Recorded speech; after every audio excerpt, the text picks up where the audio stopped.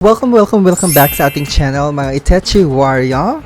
Excited na naman kayo. Another jutangan na naman ang ating pagjujusapan ngayon. Pero in today's video, hihimay-himayin natin ang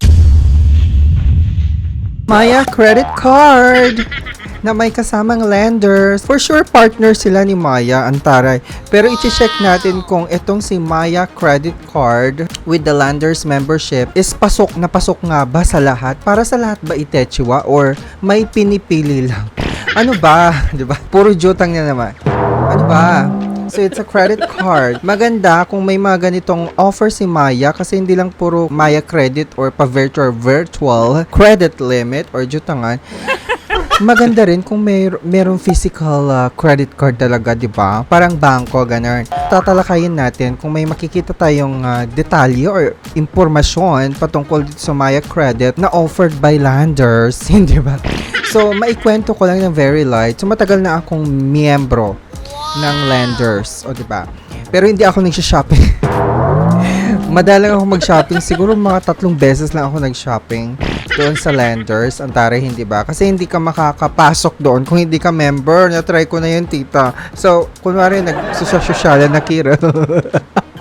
Pumunta kami, parang na-curious. Ano ba itong lenders na ite? Bakit ang laki-laki? Parang mall, sabi ko. So, ignorante si Akla. So, hindi ko alam yung mga ganun, hindi ba? Kasi hindi naman tayo, pala social. Hindi naman tayo social or yayamanin na mag-shopping or mag-grocery dun sa mga ganitong mga superstore na tinatawag. Pero tinry ko lang, parang nag-social lang ako ng very. Tapos pagpasok ko ng guard, hiningan ako ng membership. Tapos, ay wala po akong membership. Ay, hindi daw ako papapasok, wala akong membership. So, ang ginawa ko, pumunta agad ako sa may parang customer service nila. Lakas ng loob si Akla, akala mo yayaman eh. Pero hindi ko naman sinasabi na yung mga nagsha-shopping sa landers ay puro mayayaman. Ang sinasabi ko, kinukwento ko lang yung experience ko na nakakatawa para sa akin. So, pumunta ako, nag-register, chuk-chak, mga ganun. Tapos, ayun, may membership. Tapos, pinapasok naman na ako. Tapos, ang kagandahan dito, may free, haircut sa barbershop nila. Basta ipakita mo yung resibo na nag-shopping ka doon. Ganun, basta i-check nyo na lang. Tapos, 3 beses lang ako nag-shopping doon. So, parang nag-window shopping lang ako. Tapos, may binili lang na konting, ang tawag doon, konting mga grocery, gano'n. So, hindi ko na inulit eh. So, ayan, hanggang sa nag-expire na lang yung membership ko with lenders kasi wala na akong pambili doon. Charis!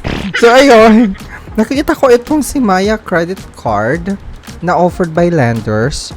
Tapos, sakto, expired na, wala na, hindi ko na nagagamit yung membership. So ang ginawa ko, tita, nag-renew ako ng membership using the Maya credit card. So, ito na ngayon nangyari. Check natin, tita. So, ang question dito ngayon, para sa lahat ba itong si Maya credit card by lenders? Kasi, pag-check ko sa website ng Maya Bank or Maya, wala akong makitang any detalye or impormasyon dito sa Maya credit card na ite. So, parang sinasabi early access na naman.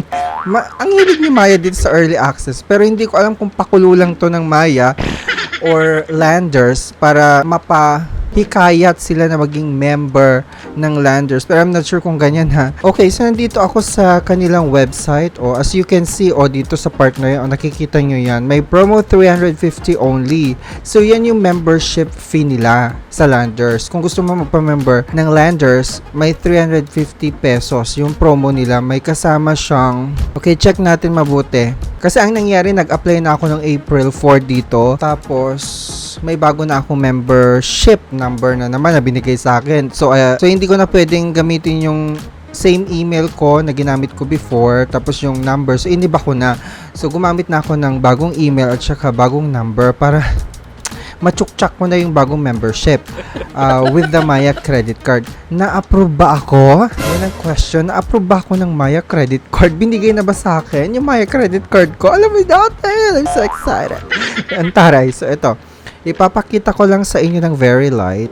Okay, click ko lang yan. Sa mga nakapag-apply na at nakakuha na ng Maya credit card, pa-comment and share naman kung paano yung paggamit niyan. Mayroon ba kayong impormasyon niyan, yung Maya credit card na yan, tita? Okay, so ito siya.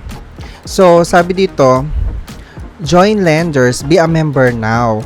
So, itong offer na to, nakita ko lang din sa feed ko sa Facebook. So, parang curious ako and then, ay, may pagano na si Maya Credit. Pero bakit parang wala dun sa app ng mismong Maya at saka wala sa website? So, hanap ng detalye kung magkano, kung may annual fee ba, may interest ba ito, ano ba yung processing fee, mga ganun. Pero wala akong mahanap dun sa website at saka sa app ng Maya. So, dito lang talaga sa website ng lenders mo makikita.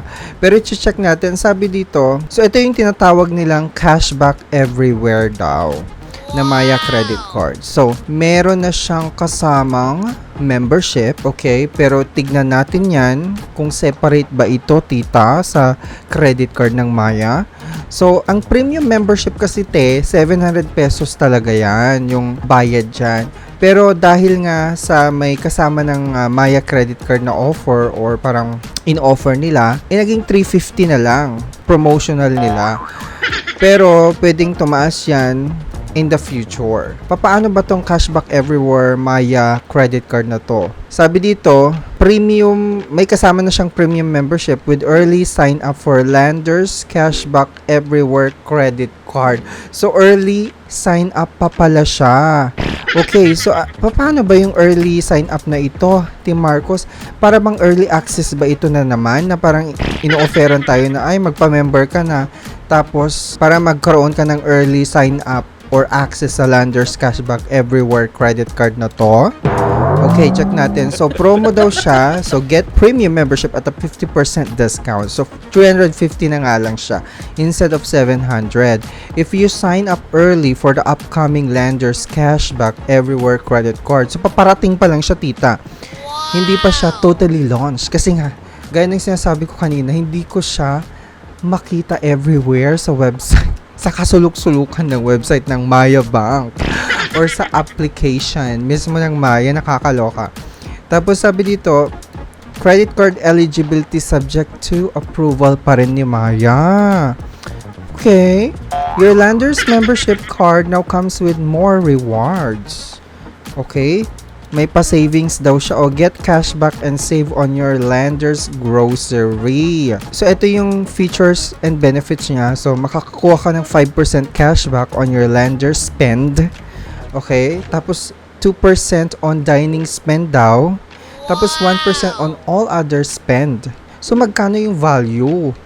1% ng total amount ng purchase, ganun. 2% ng total amount ng dining spend mo, ganun. 5% ng total amount ng lender spend, ganun. So, hindi siya maliwanag na impormasyon dito. Okay, wala din siyang annual fee, tita, o no annual credit card fee. Yun ang gusto natin. Okay, kung gusto mo magpa-extend or bigyan yung Diyosawa mo ng extension card or additional card, you have to pay 400 pesos daw. Okay, to claim your card, please present one valid ID and membership code at any Landers Superstore branch. Your membership code will be sent via email for online membership purchases. Okay, so ganun nga. So ang nangyari, so yun lang yung impormasyon na meron sa cashback everywhere na to. Kung i-check natin sa Maya website, sige, tignan natin ha. Wala akirang makitang detalye ng Maya credit card. Puro ano to, yung sa ano mismo, yung deposit. Wala Wait lang. Punta tayo ng services. Okay, dito sa Maya Bank. Check natin. Okay, pag pumunta ka dito sa borrow menu, wala siya, tita. Sige na, overview. Wala. So, ang meron lang dito yung Maya Easy Credit, Maya Personal Loan, at Maya Pay in 4. Pero yung Maya Credit Card, wale. Hindi pa siya nalalaunch. Okay, anyways, balik tayo dito. So, ang nangyari, nag-sign up na ako dito. So, ang ginawa ko lang, tita, nag-renew lang ako. Kung gusto mong magpa-member, pwede kang magpa-member dito. Okay, dito. So, check natin yung terms and conditions niya. Okay, sabi dito, welcome to the Landers online platform. Okay, dun tayo sa may, Maya credit card na to. Hanapin natin yung Maya credit card. Nasaan ka, Maya credit card? Dito wala, hindi ko mahanap yung impormasyon niya.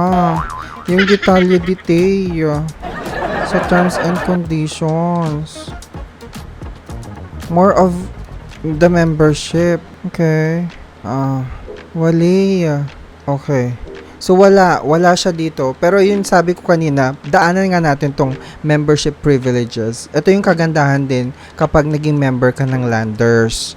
So, being a member ng Landers will qualify you for purchases that you can avail of these privileges. So, may mga pa-exclusive discount sila at Capital Care. Tapos may pa-free haircut at Federal Barbers located at any Landers store. So, yun yung sinasabi ko kanina. Kaso, hindi ko na ito na-push kasi nga, ang haba din ng pila, sa barbers nila that time. So, tapos may pa-exclusive fuel discount issued in the form of voucher which can be claimed at any Caltex station inside Landers store compound.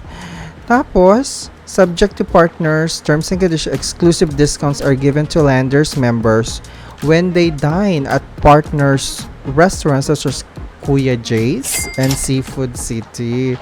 Toroy, may paganan. Pero anyways, dito sa wala akong mahanap dito sa cashback everywhere credit card na ite. So, ayun.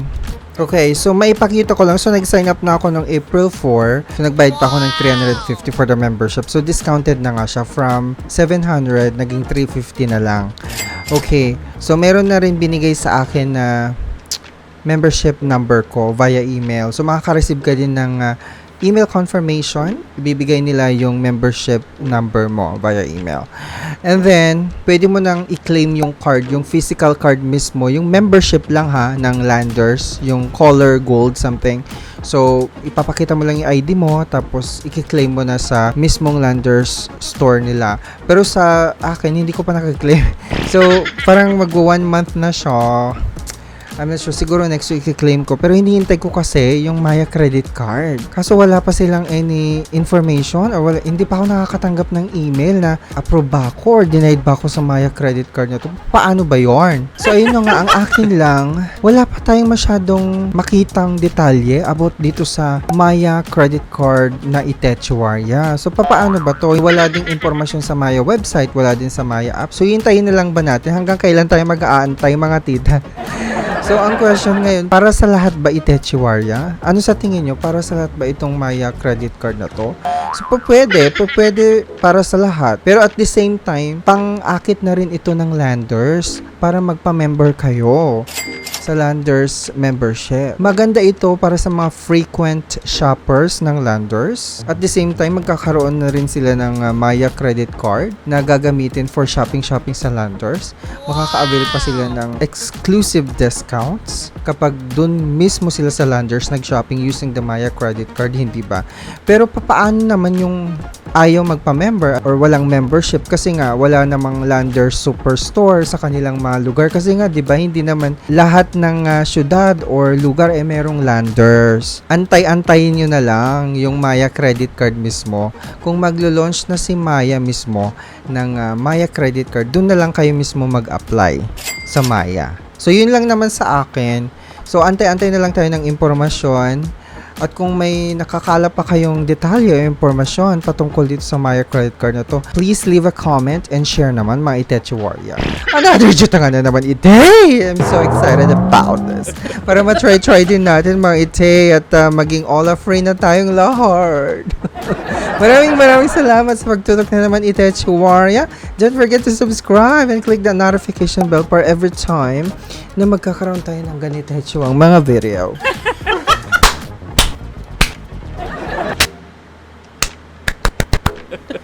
Kayo ang unang matatalsikan. Antaray! Wait. Hello? Yes, sino Itechuaria? Mare, wala na po akong pera. Nung isang araw, nangutang ka na naman, 10,000. Sinabi ko na sa'yo, wala akong ipapadyutang sa'yo. Ang laki-laki ng 10,000 na jujutangin mo.